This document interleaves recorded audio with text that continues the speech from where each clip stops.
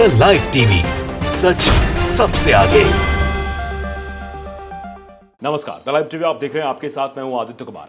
मणिपुर में एक बार फिर से तांडव मचा हुआ है। मणिपुर पर चारों तरफ जो हालात हैं वो बद से बदतर होते चले जा रहे हैं। इंटरनेट सेवा को बंद कर दिया गया है। दरअसल मणिपुर में शुरुआत से ही पिछले कई महीनों से मणिपुर हिंसा की आग में जल रहा है, लेकिन शायद इस ओर ध्यान नहीं दिया जा रहा था। चुनाव की तरफ फोकस है। प्रधानमंत्री नरेंद्र मोदी जी अब मध्य प्रदेश जाते हैं, प्रधानमंत्री नरेंद्र मोदी जी राजस्थान जाते हैं, लेकिन प्रधानमंत्री जी के पास मणिपुर को लेकर समय शायद नहीं है, क्योंकि मणिपुर में डबल इंजन की सरकार उसके बावजूद भी लगातार घटनाक्रम हो रहे हैं। 2 छात्रों के शव की तस्वीर वायरल होने के बाद मणिपुर पर तनाव बढ़ गया है। जांच के लिए सीबीआई की टीम भी वहां पर पहुंच गई है। क्या कुछ होगा क्या नहीं होगा यह वक्त बताएगा, लेकिन फिलहाल फिर से मणिपुर हिंसा की आग में तेजी से जलने लगा है। हालात पहले भी सामान्य नहीं हुए थे। आए दिन चुटपुट घटनाएं निकलकर सामने आ रही थी। गृह मंत्री जी जरूर गए थे, राहुल गांधी भी उसके बाद गए थे, लेकिन प्रधानमंत्री नरेंद्र मोदी जी ने मणिपुर पर सुध नहीं ली। मणिपुर को लेकर संसद में बवाल भी मचा। मणिपुर को लेकर संसद में पोस्टर्स भी दिखाए गए कि मणिपुर को लेकर प्रधानमंत्री जी अपना वक्तव्य दे, लेकिन ऐसा कुछ भी नहीं हुआ और अब मणिपुर के हालात फिर से बेकाबू हैं। देखिए, हिंदुस्तान के हेडलाइंस आप देखिए कि मणिपुर में हालात हुए बेकाबू, पूरा राज्य अशांत क्षेत्र घोषित, इंटरनेट पर भी पाबंदी लगा दी गई है। मणिपुर में कानून व्यवस्था की स्थिति संभल नहीं पा रही है। मौजूदा वक्त की गंभीरता को देखते हुए पूरे राज्य को अशांत क्षेत्र घोषित कर दिया गया है। इस दौरान इंटरनेट पर भी मणिपुर में पाबंदी लगा दी गई है। मणिपुर में कई महीनों से कानून व्यवस्था जर्जर है। सरकार ने मणिपुर की मौजूदा स्थिति को देखते हुए पूरे राज्य को अशांत क्षेत्र घोषित कर दिया है। राज्य सरकार की अधिसूचना के अनुसार 19 विशिष्ट पुलिस थाना क्षेत्रों को छोड़कर पूरे राज्य में सशस्त्र बल विशेष अधिकार अधिनियम यानी कि AFSPA लागू कर दिया गया है। राज्य में स्थिति की गंभीरता को देखते हुए इंटरनेट सेवा भी बंद कर दी गई है। जिन 19 पुलिस स्टेशन क्षेत्र को छूट दी गई है उनमें इम्फाल, लामफेल, सिटी, सिंगजा मेई, सेकेमाई, लैमसांग, पाटसोई, वांगोई, पोरोमपैट, हेंगलांग, लामलाई, इरिलबंग, लीमाखोंग, थौबल, बिष्णुपुर, नामबोल, मोइरिंग, काकचिंग और जिरीबाम शामिल हैं। ये वो क्षेत्र हैं जहां पर स्थितियां जो है कुछ छूट दी गई है पुलिस स्टेशन 19 क्षेत्रों में। राज्य की राजधानी इम्फाल में मंगलवार को 2 छात्रों के अपहरण और हत्या के खिलाफ छात्र समूहों ने बड़े पैमाने पर रैलियां निकाली थी, विरोध प्रदर्शन किया था। छात्रों के संगठनों के दृश्य ऑनलाइन सामने आने के बाद मंगलवार को विरोध प्रदर्शन का नया दौर भी शुरू हुआ था। प्रदर्शनकारियों की रैपिड एक्शन फोर्स RF के साथ झड़प भी हुई थी, जिसमें कम से कम 45 प्रदर्शनकारी घायल भी हुए थे। छात्र फिजाम हेमजीत, जिसकी उम्र 20 साल, और हिजाम लिनथोई गांबी 17 साल जुलाई से लापता थे। ये दोनों बच्चे जुलाई से लापता थे। अब सामने आई 2 तस्वीरों में से एक में कथित तौर पर छात्रों को 2 हथियारबंद लोगों के साथ दिखाया गया है और दूसरे में 2 शव हैं। मुख्यमंत्री एन बीरेन सिंह ने कहा है कि वो राज्य के लोगों को आश्वस्त करते हैं कि राज्य और केंद्र सरकार दोनों अपराधियों को पकड़ने में मिलकर काम कर रहे हैं। दोनों युवकों की हत्या का मामला CBI को भी सौंप दिया गया है। हिंसा की आशंका में मणिपुर पुलिस, CRPF और RAF कर्मियों की बड़ी टुकड़ियों को इम्फाल और राज्य के अन्य हिस्सों में तैनात कर दिया गया है।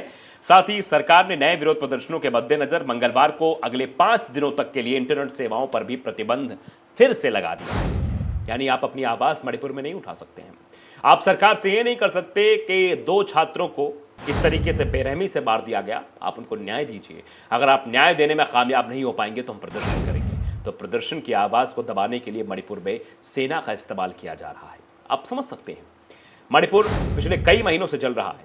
मणिपुर में अशांति बदस्तूर जारी है।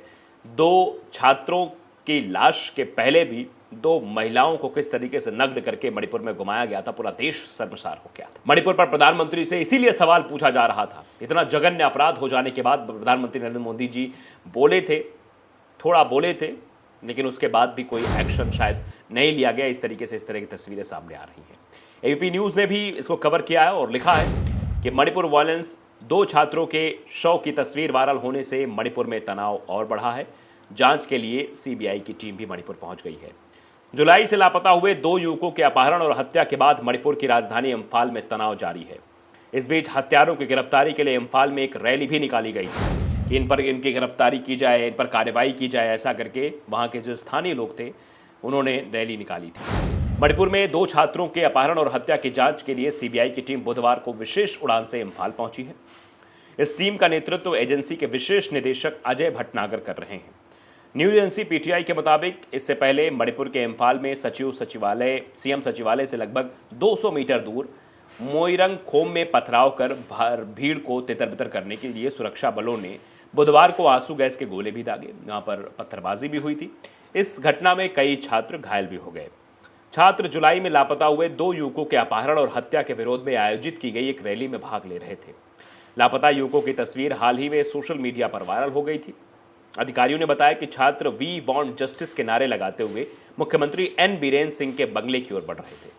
यानी एन बीरेन सिंह से मांग कर रहे थे कि मुख्यमंत्री साहब देखिए कि हमारे दोस्त, हमारे मित्र, हमारे सखा, हमारे सहचर, हमारे भाई को इस तरीके से सरेआम मार दिया गया है और आप सुन नहीं रहे, आप उन लोग गिरफ्तार नहीं कर रहे। हम आपके दरवाजे पर आए इंसाफ की गुहार लगाने।